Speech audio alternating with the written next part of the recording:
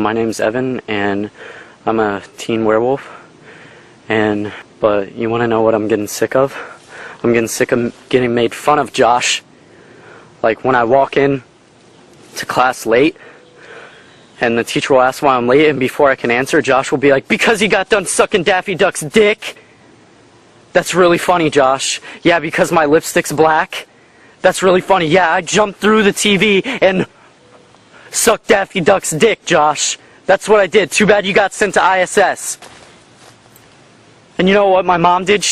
Because I told her I was getting made fun of, she bought me an Xbox 360, saying I need to blend in with normal teens. Well, you know what, Mom? I brought that Xbox 360 that you got me, and it's right here. It's right here, Mom. Look. And you know what? I don't want to play Xbox. I don't want to fit it. I just want to be a teen werewolf. Ugh. Now Sasquatch can play Halo 3! Well, friends, it's been a minute. Who could possibly have known that such a treacherous move across a country could put a zealous YouTube channel out of commission for, how long has it been? Like a month, 2 months? Either way, it's been a while. But hey, while you might still be waiting for your dad to come home with the milk he left for, what is father gonna say when he comes back? At least you have me back to keep you company.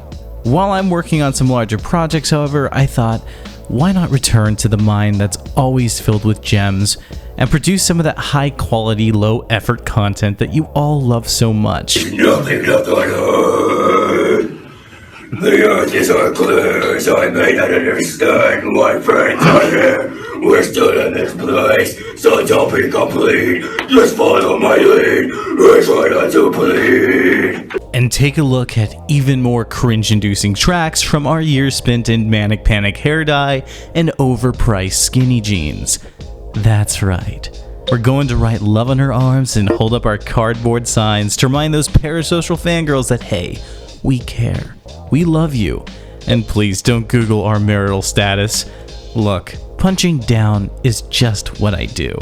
And with the scene and emo subcultures having a bit of a revival thanks to TikTok and brought to you by Fiverr channels like Vizzy, it's time to once again pull out our razor blades and indulge in some whiny music about ex-girlfriends and middle school love.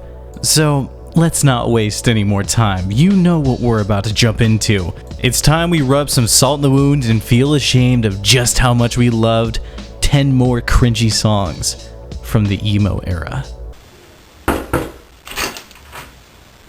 Yeah? Why have you got the light?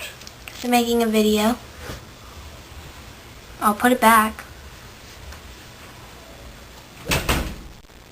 So that was my dad. He's kind of black.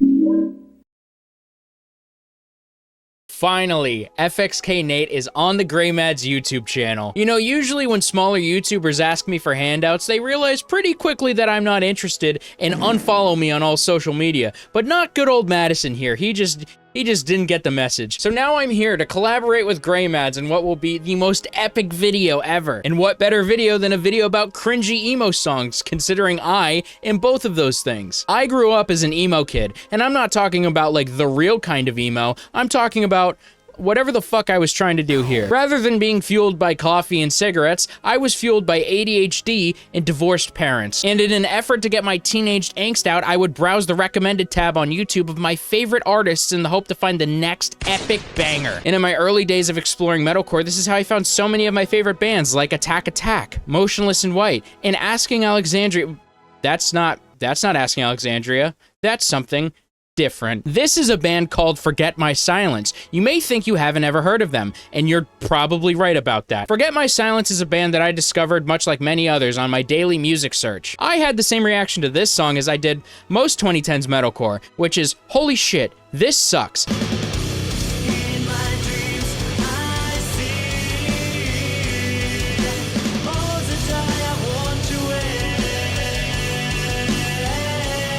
If you talk to any metalcore kid from that era, they'll have plenty to say about what is known as asking clones, which are pretty much bands that tried to capitalize off of the simple yet genius formula that is Asking Alexandria's Stand Up and Scream. However, Forget My Silence was able to do something truly impressive, which is doing it worse than anybody, which is really hard because, oh my god, there was a lot of these fuckers. When taking a look at the music video for the song, you may realize that the outfits, the setting, even the filter is pretty much identical to the final episode by Asking Alexandria. You know that meme where it's like, Mom, can we have Asking Alexandria? No, we have Asking Alexandria at home. They wouldn't even be the band that you find at home. They'd be the band that you'd find at a corner store in the Philippines, right next to the Obama Harry Potter backpacks. This song breaks out many of the tropes that you'd expect from the average Asking Alexandria clone, while also seemingly having no clue what it's trying to accomplish. Things like crabcore and of course techno breakdowns are all here, but there's also tons of awkward parts in this song that just don't make any sense at all, like the random jump to start a breakdown, the fist pumping for gang vocals, the random Joker laugh that just is there for no reason, or my personal favorite. But the worst part about this song is the lyrics, because despite writing the entire song in English, the band is actually from Russia. And I'm not even joking, these lyrics sound like they were put through Google Translate. You're turning mad, you. Let me beat up you. I tell you why. You have a little creepy eyes. Why? You may be asking, what message is the singer trying to convey here? I don't really think there is one. My favorite part of the song, though, is during the techno breakdown, it sounds like he's saying, 1, 2, 3, Cringey, Zan Zan. But in reality, he's actually saying, want to breathe freedom, stand it, which oddly enough manages to make less sense than what I originally thought it was. Forget My Silence is a great example of a band that has absolutely nothing going for them. And it's no surprise that in modern times, Forget My Silence has started grifting to reactionary listeners on the right, making songs about trans people and vaccines. I'm not here to make a political statement. I think you should be allowed to make music about whatever you want, but it's very clear that these guys are extremely opportunistic in their musical endeavors. Back then, they were trying to appeal to Asking Alexandria fans. Now they're trying to appeal to Tom McDonald fans. So it looks like they have a long future ahead of them.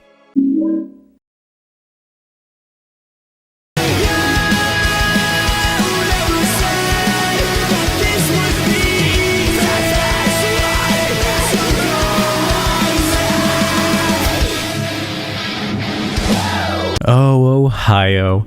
During the late 2000s, no state ruled the alternative scene quite like the homeland of Cyrax. It seemed like the land of empty fields and misery was all but unstoppable, both in its output of opioids and teen-fronted metalcore bands. And to be fair, it's a toss-up to what did more damage to society in the long run. All jokes aside, I'm not metal sucks. I don't really enjoy hopping on the hate train of bands who obviously wanted to do something interesting and try their hand at bringing a new influence and sound, especially regarding events that happened damn near 15 years ago. But upon returning to Attack Attack's freshman record for the first time in many years, I came to realization of something I think that's very important.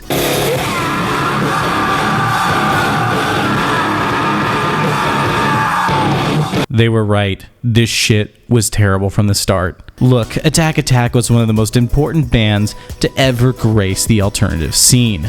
The whole crabcore movement, choreographed dance moves, techno breakdowns, and the overall visual style were all a result from them. And that's not to say that they were the first to do any of this, but they had the formula down to a T, and an attitude that made them all the more likable considering they took all the ridicule in stride. People call us crabcore, which is something that our fans made up, I don't know, I think it was some dude who was trying to make fun of us. He put it up on a Wikipedia page and we were like, let's just roll with it, like why not? I mean, it's hilarious. Like we were laughing and we were like, wow, let's just roll with it. I mean, it's funny. So we got like shirts and stuff that say crabcore, and I mean, it's kind of cool to think that you kind of invented a new genre, even though it has nothing to do with the music. And this allowed them to explode in popularity, becoming one of the biggest bands of the scene almost overnight and completely redefine the Warped Tour scene. The shift in sound and style that happened to the greater emo alternative scene in 2009 is 100% because of Attack Attack. You could look at the phases of the genre and talk about pre and post Someday Came Suddenly, and many people will get exactly what you're talking about. But going back today, this record is just painful to listen to. And while I could easily throw almost any of their songs from their debut here, I picked Stick Stickily because even the lead single that started it all is home to everything that they did wrong.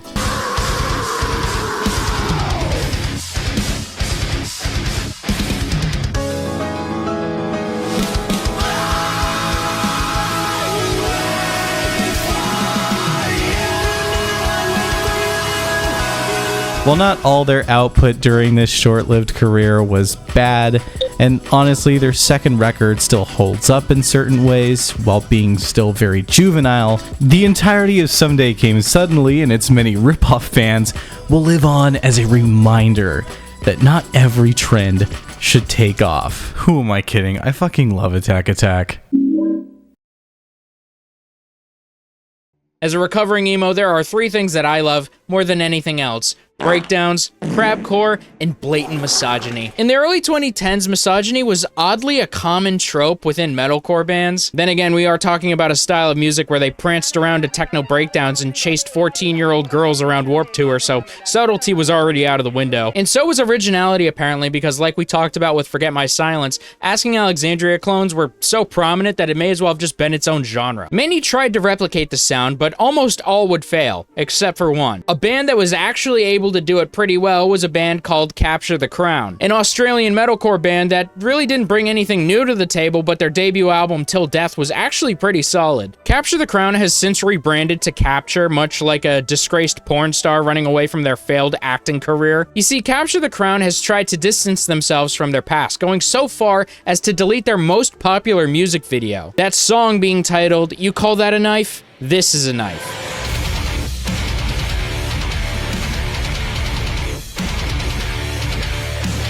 This song was everything that metal elitists hated, with 90% of it being open chugs and breakdowns. In the music video for this song, gorgeous. The unnecessarily ripped pants, the V-necks deeper than the Marianas Trench, and this rain inconspicuously coming out of the ceiling. Or considering the fact that the sun is shining in the background and they're inside of a building, it's more than likely just a leaking pipe. I'm not too sure which is worse because neither of them really make any sense, but the lyrics are where we really start to see nuclear levels of cringe. You're nothing more than a self-centered whore. How does it feel, bitch? Each time you go to bed, you meet someone new. I swear to God, mate, who could think highly of you? Look me in the eyes, you slut. Your time is up, bitch. You filthy fucking cunt. Or my personal favorite part of the song.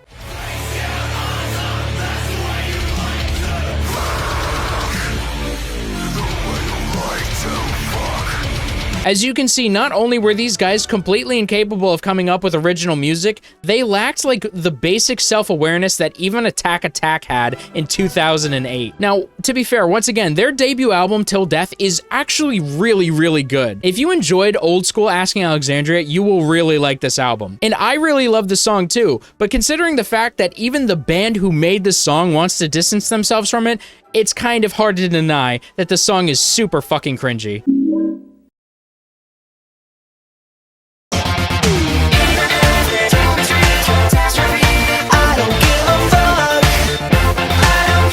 Last time we treaded the 7 C's of scene cringe, we talked about a little band called Blood on the Dance Floor, a ragtag duo of adolescently interested freaks who made massive waves in the industry by simply self-snitching on themselves over shitty electronic beats.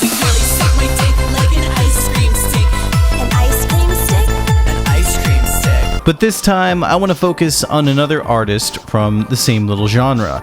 While Davi and crew always sat at the top of the crunchcore wave, there were plenty of other bands who took their shots at doing something similar, whether it be Broken Side, The Medic Droid, or even Jeffree fucking Star.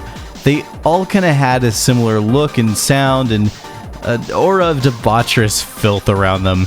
But there was one band from the pack who was able to transcend a bit and even get popular enough to be enjoyed by the preps. And that band was Breathe Carolina.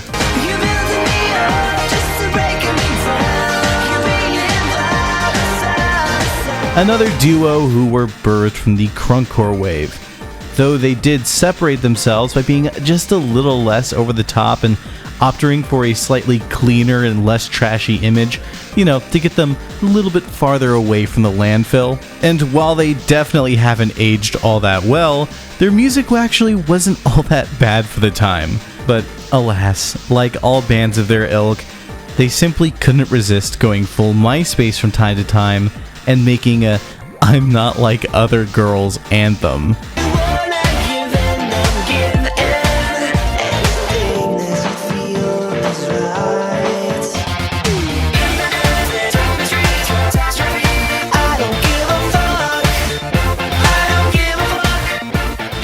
This has gotta be one of the most 2009 things I have ever seen.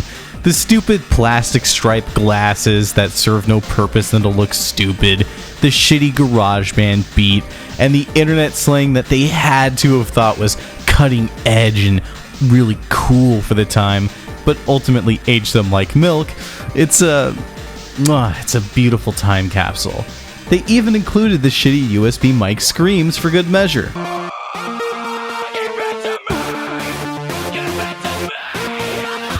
Just for the boys, because, these guys are real badasses.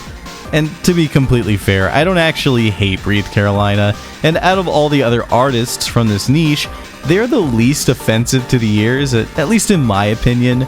But like any embarrassing act that wants to reinvent themselves and escape their cringy past, Breathe Carolina's most hilarious venture wasn't actually this song, but it would be the fact that they wanted to escape crunkcore so bad that singer David actually jumped ship from the genre, all in an attempt to outlive the obviously flash-in-the-pan trend that crunkcore was.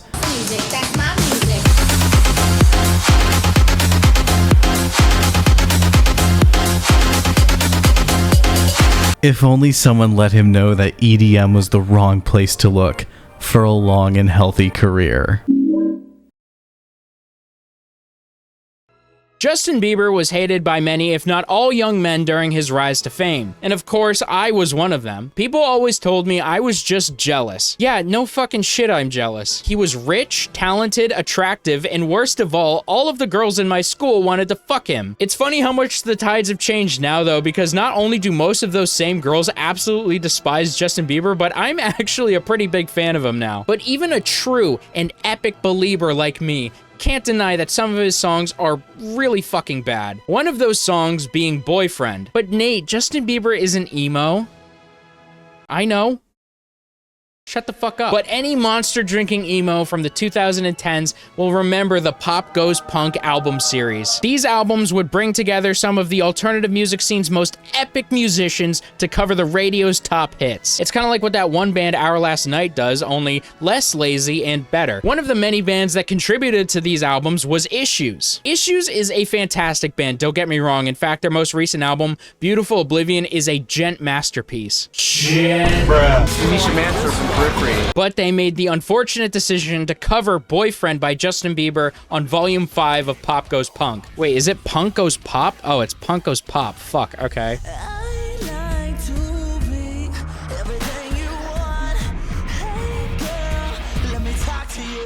If I was your boyfriend, I'd never let you go.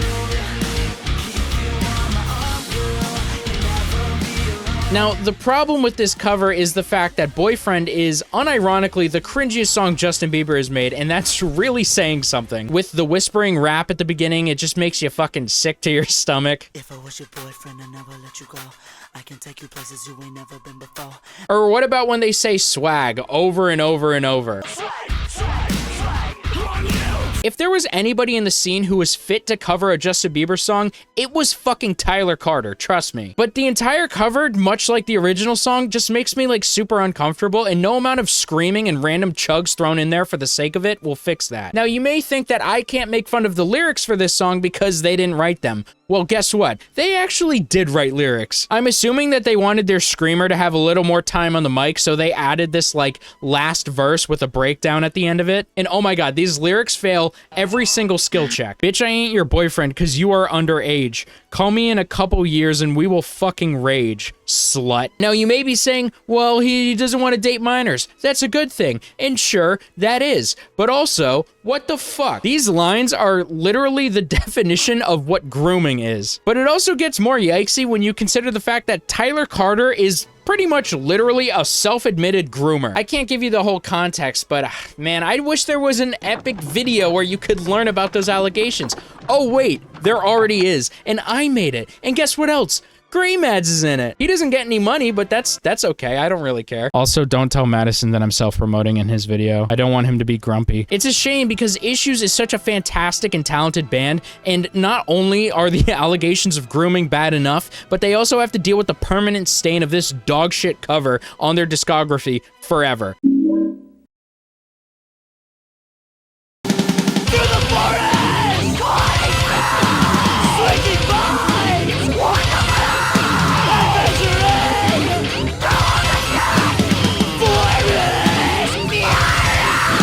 Okay, you knew at some point I was going to bring this up. No one should at all be surprised, and you know, for you young little teeny boppers in the audience who might not know who this is, what the fuck are you even doing here? Design the Skyline is a bit of a forgotten band at this point, but back in the day, they turned a lot of heads. Not for their masterful songwriting or immense talent though. Rather, it was because of this.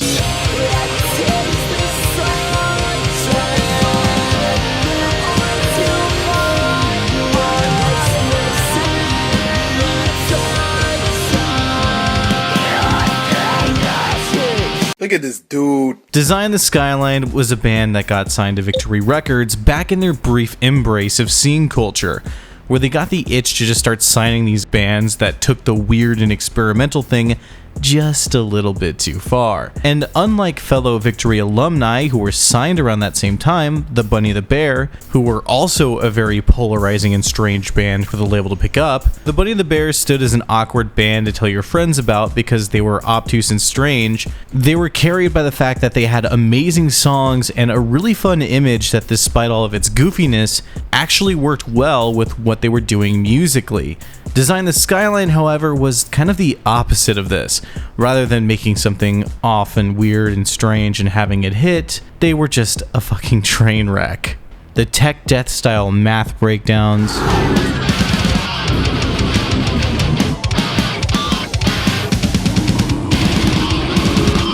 the techno scene core sections,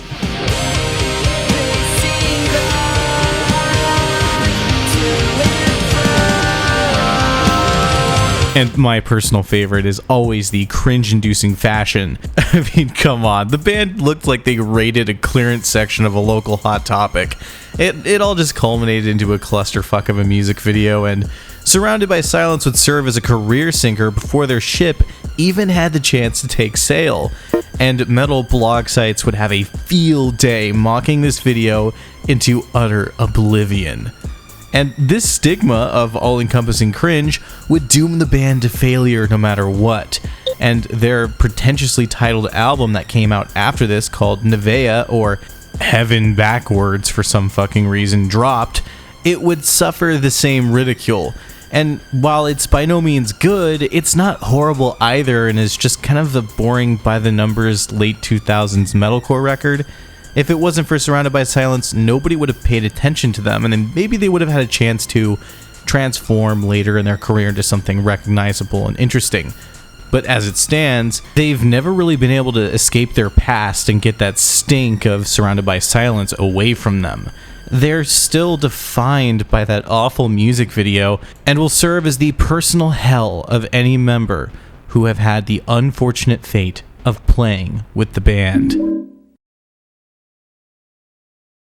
I sound like a broken record at this point, but metalcore has always been starved of individuality. But very rarely would bands actually break the mold. One of those bands being Attila, who would classify themselves as party metal, and realistically, there isn't really a much better label to use for them. The aesthetics of 1980s hair and glam metal bands has since faded, with most of the popular metal bands nowadays taking a more passive and less provocative approach. However, Attila gave a modern take on the womanizing and party-fueled atmosphere that bands like Motley Crue established, just in a completely different way. Attila is considered a laughingstock in the metalcore community. Led by their lead vocalist Chris Franzak, who is one of the most polarizing figures in the scene, a song that contributed to this infamy is the title track for their 5th full-length album, About That Life, accompanied by one of the most over-the-top music videos ever. I'm a bad motherfucker, not a fucking role model. Church, hit a bong, they go smash a fucking bottle. Got a few sluts to help me roll a few blunts, and they never question me because they know I hate cunts.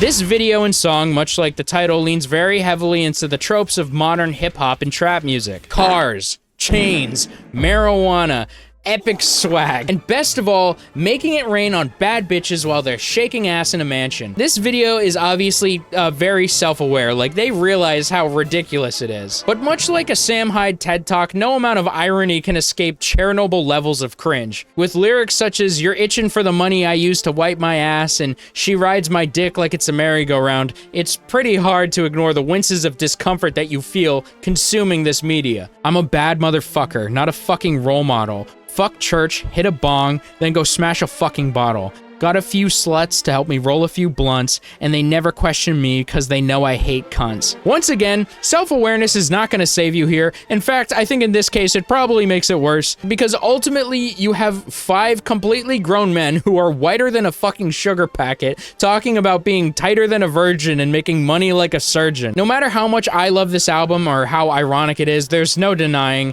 that it's super fucking cringe.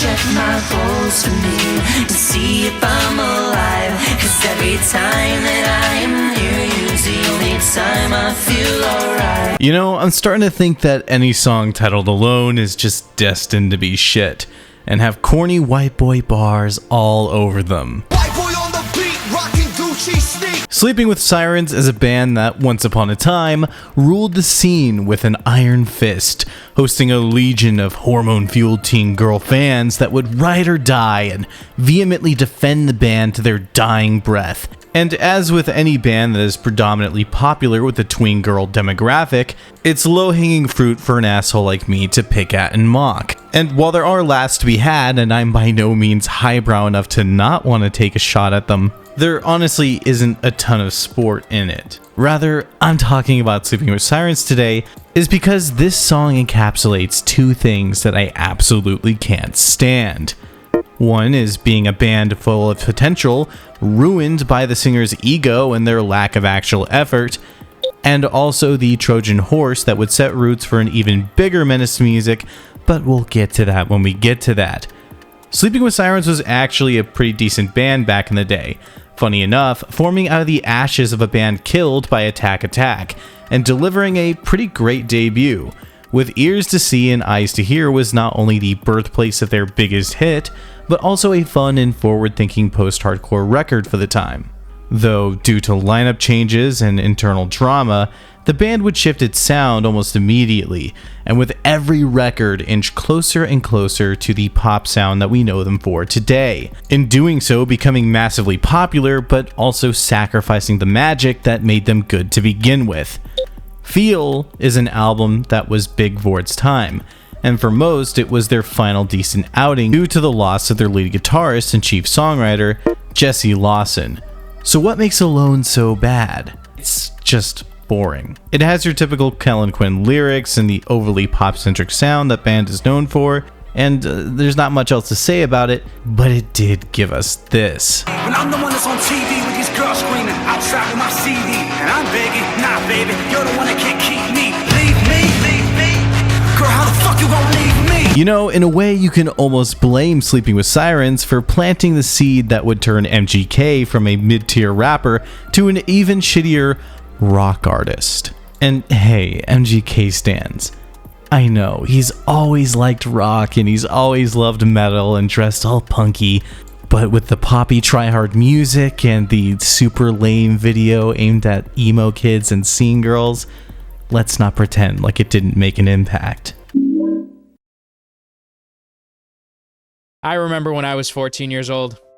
I wish I didn't, but I do. And something I visibly remember was trying to convince my mom that dressing like this was not a phase. It was something I truly was on the inside, which is obviously just fucking bullshit. And the only reason I actually dressed like that was because of a band called Black Veil Brides, who I just absolutely love. And if there's any band that personifies it's not a phase, it's definitely Black Veil Brides. I know this is an unpopular opinion, but Black Veil Brides gets a lot of undeserved hate. That being said, they probably do deserve most of it. You know, you could pick a lot of songs out of the Black Veil Brides discography and it would totally work in this video, but the cringiest song of all is without a doubt Fallen Angels.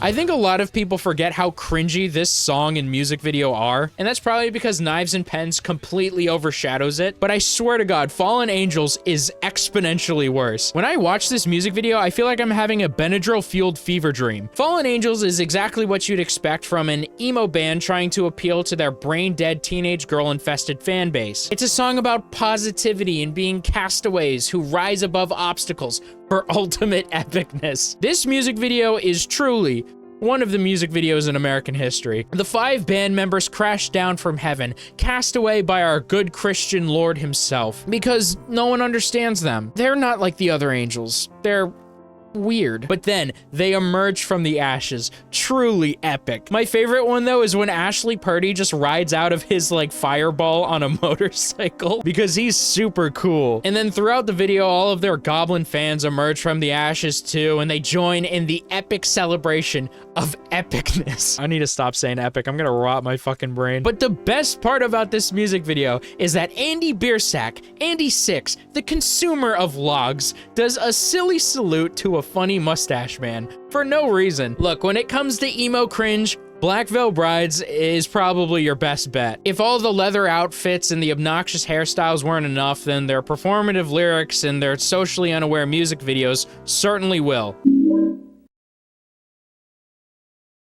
Just like I always do, I saved the best for last, and before you say, "Hey idiot, you didn't play the song," that was on purpose because I can't just blow my load too early with this one because you really need a primer.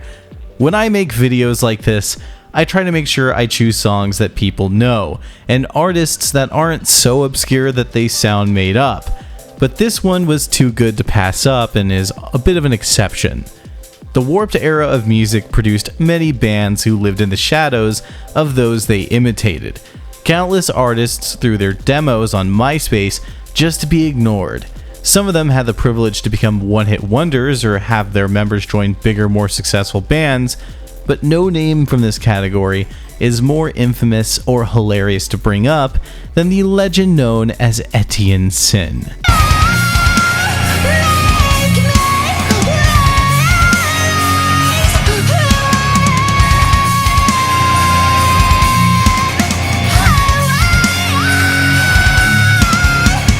Now, Mr. Sin is a name that deserves a dive of its own, and in fact, the Dickie Dine Show did a pretty decent one a couple years back. But what you really need to know here is that this is a guy who would reinvent himself every single year to fit into new molds and trends, only to constantly exist in the shadows because his pale imitations couldn't replace the originality needed to find actual success. And the sad part here is that Etienne Sin is not just some poser who wanted success without having the talent to back it up. The guy was genuinely talented, being a multi-instrumentalist who could shred on guitar. He had some pretty impressive chops, and his screams were also pretty fantastic.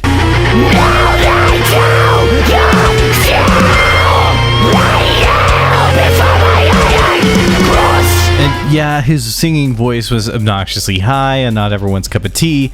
Hitting notes like that is no easy feat, and given the success of Sin and Sleeping with Sirens and other high voice bands, it's not like there wasn't a market for his brand of vocals. Etienne Sin would try year after year and even recruit some high-profile guests on songs to get his name out there, at one point even selling a Scream tutorial series and opening a recording studio. But after middling success and years of trying, he would ultimately shift to a more meme-oriented approach to fame. And after nearly a decade, he would finally find some of the success he was looking for. I'm one of a kind, girl. You can't find nobody else like me, yeah. You were out of your mind, girl. 'Cause I'm that nigga. This absolute masterpiece would become one of the most memed music videos to ever grace the internet, and I can't help but laugh every time I hear it. It doesn't matter. The delivery, the stupid dabbing, the fucking dab.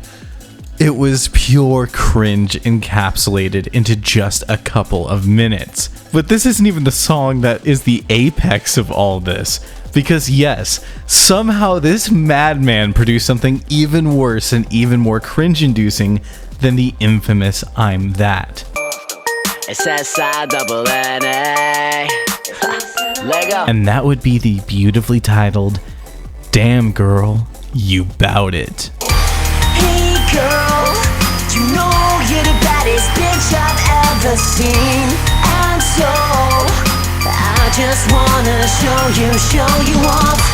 Hey girl, you know you're the baddest bitch I've ever seen. So fuck them other lames, I'm taking you home with me. 'Cause damn girl, you bout it. Judging by the fact that this is a re-upload, I'm guessing she wasn't. I can't even begin to describe just how horrid this fucking song is or repeat its funniest lines because of the obvious slurs. So here, I'll just let it speak for itself. I am the realest nigga in all of the fucking business. I've got the baddest bitches. Say it. I don't even think I need to say much. One of the best parts of this thing is the Spirit Halloween pimp outfit with the water park sky in the background. The entire thing just feels like a really bad attempt at capturing the Attila feel, but without the self-aware irony and satire that makes them what they are. I'm not sure if or when we'll see something that unironically tops this masterpiece. So with that, I'm going to end the list. The most cringy thing I've seen in years at this point is Damn Girl, You Bout It. But with all that being said, I'm glad to be back, and I have some real non-slop Serious Sleep live content for you coming up. So I'll be seeing you all soon with some new videos, and a big shout out and thank you to FXK Nate for his help on this video. If you like him, check him out, his link will be in the description, and I'm pretty sure he'll leave some brain dead shit in the comments, so you'll be able to find him there as well. But with all that being said, subscribe, support me on Patreon, follow me on Twitter, and I'll see you in the next video.